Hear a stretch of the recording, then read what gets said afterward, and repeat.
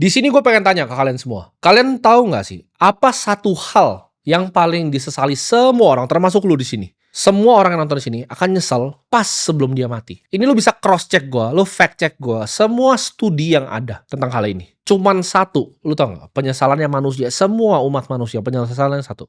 Ketika mereka di interview, ya udah di ranjang mereka udah mau mati nih, hidupnya udah di ujung nih, udah tua, udah pengen mati atau sakit, udah pengen mati. Ini studinya tanya ke mereka satu-satu. Apa sih yang lu paling nyeselin di dunia ini?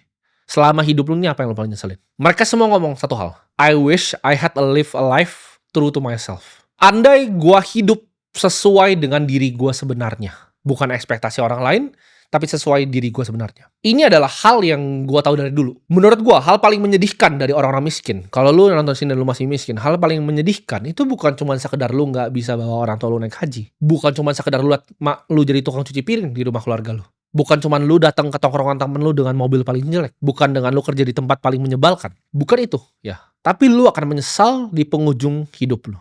Lu tidak bisa live your life to the fullest. Artinya apa? Lu tidak bisa menikmati hidup lu seluruhnya dan lu tidak bangga dengan apa yang lu kerjakan. Lu sebelum mati, lu akan nyesel lu hidup tanpa cerita. Ini gue kasih tahu lu semua di sini ya. Kalau gue, amit-amit ini gue dipanggil nih sama yang di atas hari ini juga. Bener-bener hari ini juga. Gue tidak ada satu pun yang gue pengen balikin. Gue tidak pengen balik waktu, tidak ada yang pengen gue benerin, karena gue ngerasa gue live my life to the fullest setiap harinya. Setiap gue bangun pagi, sampai tadi gue masih meeting di kantor, gue syuting ini sekarang, semua yang gue lakukan itu ada artinya. Lu mau tahu di sini, yang gue sebut hal paling menyedihkan ya dari orang miskin itu apa? Ini gue akan kasih lu analogi, biar lu lebih gampang masuk ke kepala lu apa yang gue maksud dengan lu wish ya, you had a life true to yourself. Anggap lu punya temen tongkrongan, berlima. Ada satu pecundang, dan ada 4 orang yang sangat-sangat kaya dan sangat-sangat sukses. Anggaplah mereka ini semua teman satu SMA. Berlima ini. 4-nya itu jadi super sukses, super kaya, dan satunya jadi orang biasa aja. Menurut lo, apa yang paling menyedihkan dari orang yang biasa aja dan miskin ini? Apakah cuma karena dia ketongkrongan yang lain pakai Ferrari, pakai Lambo, pakai McLaren, pakai Aston Martin, terus dia naik mobil Avanza? Mungkin dia masih bangga dengan Avanzanya. Mungkin bukan itu yang bikin dia sedih. Mungkin juga bukan ditanya, oh lu abis ngapain hari ini? Oh gue di kantor gitu. Bukan cuma hidupnya yang biasa aja. Yang 4 nih misalnya istrinya cantik-cantik, cuma dia sendiri yang istrinya jelek. Bahkan bukan itu, mungkin dia beneran sayang sama istrinya. Lu mau tahu yang paling menyedihkan apa? Dia tidak punya cerita hidup. Maksudnya apa? Untuk orang sampai sukses, gua tahu itu ada perjuangan yang luar biasa. Semua teman-teman gua yang sukses itu perjuangannya luar biasa dan gua tahu sendiri. Kalau ada seperti itu, ya 4 orang sukses dan 1 orang biasa aja, dia tidak punya cerita apa-apa. Contoh, gua nih, ya. Gua itu ketika gua sukses, itu banyak sekali tantangan yang gua hadapi di hidup gua yang gua harus overcome, yang harus gua lewati. Anggap kita mengarungi laut. Ketika gua naik kapal, di depan itu ada monster bentuk ular begitu besar sekali dan gua berhasil lawan gitu kan. Walaupun ada kena siripnya tangan gua udah kayak setengah mau buntung, mata gua copot gitu kan. Tapi itu justru jadi cerita kan. Luka-luka di tangannya, gua kena hempas ekornya terus tulang gua ada yang patah gitu. Itu justru jadi cerita hidup. Ketika ada di rumah gua, ya ketika gua berhasil lawan monster itu, raja di tempatnya itu ngasih gua hadiah yang luar biasa besar karena berhasil bunuh monster yang banyak bunuh rakyatnya. Gua dikasih uang yang sangat banyak dan akhirnya apa? Hidup mewah. Ya, walaupun gua mata udah nggak ada satu, itu di belakang tempat kursi gua itu ada kepala monster yang gua potong, gua taruh di atas kepala situ. Dan teman gua misalnya satu lagi, dia udah berhasil masuk ke goa lawan naga gitu kan. Dia punya armor itu isinya udah kena bakar semua, udah kena bakar sama api semua. Ya udah gosong gitu. Tangannya pun luka bakar semua, setengah kepala luka bakar. Tapi itu ada kepala naga di belakang rumahnya. Semuanya punya monsternya masing-masing. Gue udah lawan ular di laut, ada yang lawan naga, ada yang lawan monster yang lain. Tapi satu orang ini yang paling sedih adalah apa? Dia tidak ikut perjalanan itu. Semua yang lain tuh punya naganya masing-masing. Semua punya monsternya masing-masing. Tapi satu orang ini, dia orang yang cuma nggak ikut perjalanan itu. Dia tidak punya cerita apa. Dia nggak bisa cerita, oh gue kena ekornya begini. Atau gue tamengin apinya. Walaupun ini gue tangannya kebakar semua, tapi akhirnya naganya kalah. Dia tidak punya cerita itu. Itu yang paling menyedihkan. Dan di akhir hidupnya, ketika dia sudah mau mati, dia tidak punya cerita seperti itu. Itu yang makanya gue bilang, orang miskin tuh pasti sedih matinya. Menurut gua ya, hidup ini adalah sebuah permainan. Hidup adalah sebuah game. Dan high score-nya apa? High score-nya adalah uang.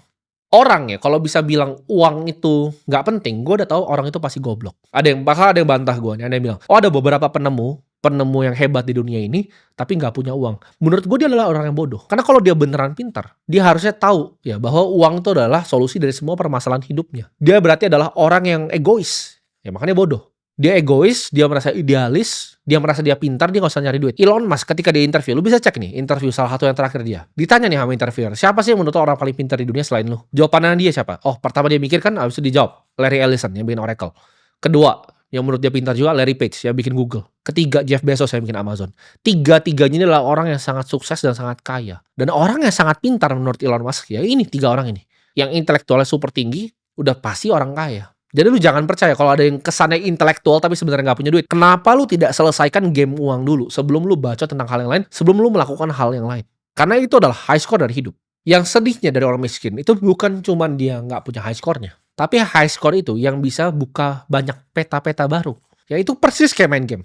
Uang lu banyak, lu bisa unlock map bahkan di dunia ini. Oh, lu bisa ngelihat Eropa seperti apa, lu bisa melihat pegunungan di Swiss seperti apa. Lu kalau mati miskin, orang tua lu nggak pernah lihat semua itu. Mereka cuma di kampung lu doang yang jelek. Yang lu anggap bagus itu enggak, itu sampah. Lu belum jalan-jalan ke Santorini.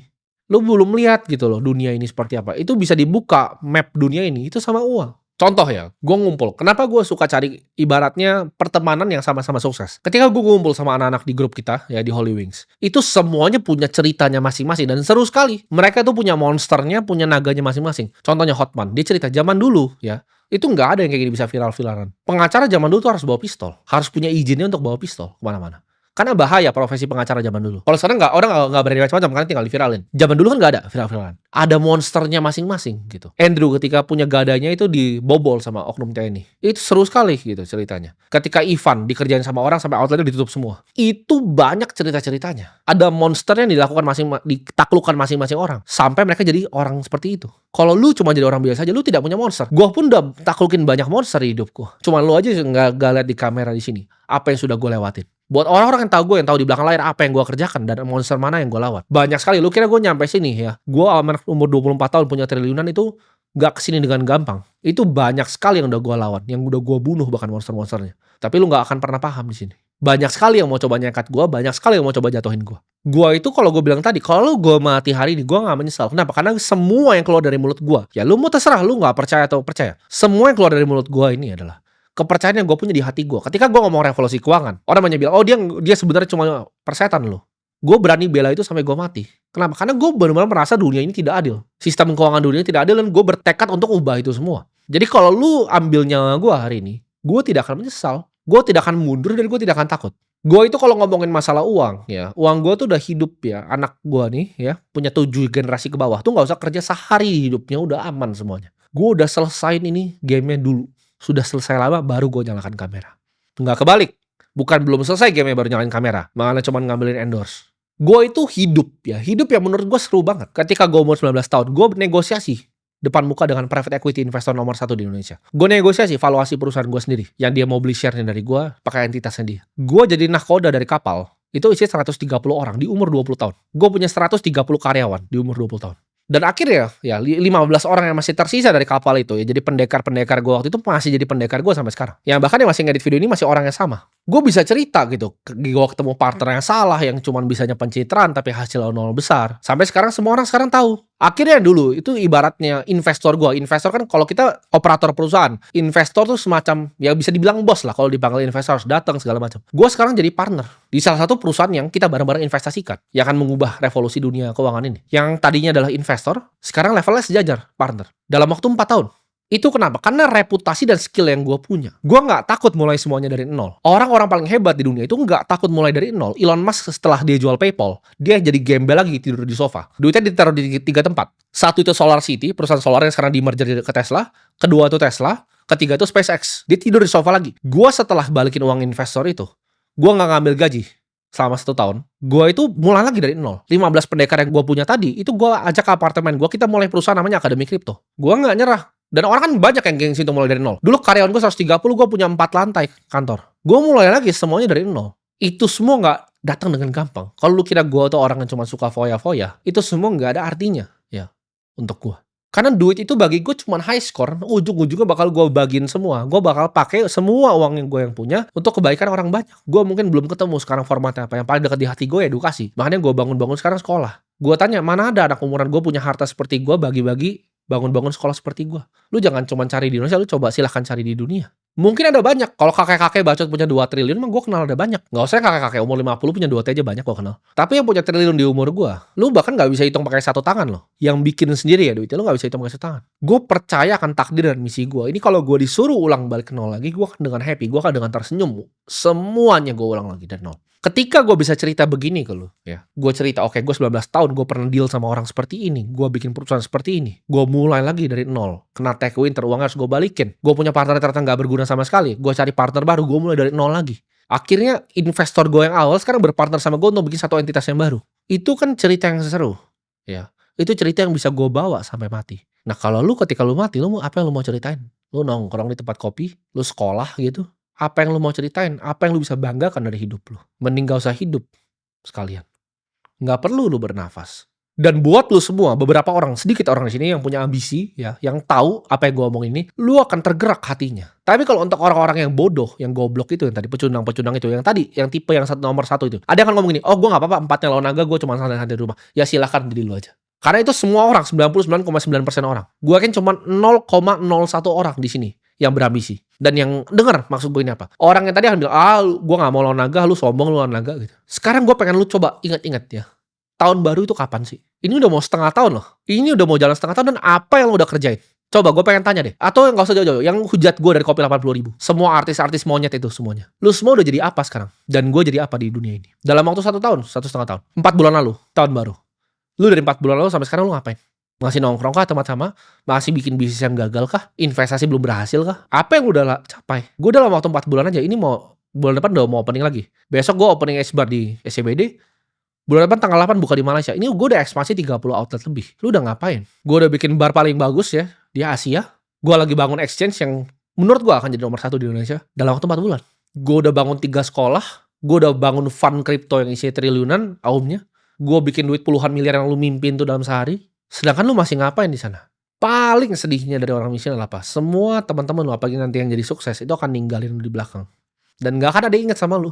Ketika lu mati gak ada yang peduli sama lu. Bahkan lu mati besok pun keluarga lu cuma nangis 2 bulan. Habis itu mungkin orang tua lu sendiri juga mikir ini anak gak berguna gitu. Jangan di saat lu udah telat, lu baru sadar, otak lu baru kebuka, oh baru mau belajar. Karena waktunya udah gak ada lagi. Hidup itu sangat singkat. Lu silakan tanya ya. Coba yang umur 40-50 tahun sini komentar biar anak-anak muda ini tahu. Hidup tuh sangat singkat. Lu kedip nanti lu udah umur 40. Lu udah jadi pecundang ya, masih kerja sama orang, mobil LCGC, istri jelek, rumah jelek. Silahkan, gue tahu kebanyakan orang 99,9% maunya itu. Tapi buat lu 0,01 yang nonton ini, ya gue tunggu lu di perjalanan. Jangan cuma ngomong, oh gue mau lawan naga. Lu baru ketemu singa yang kecil aja lu dicakar dan nangis pulang.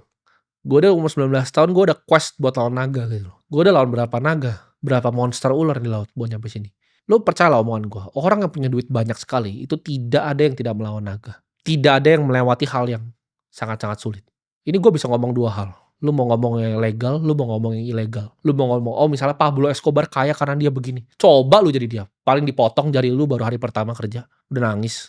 Terus lu pergi. Lu jangan ngomong, oh dia industrinya ini.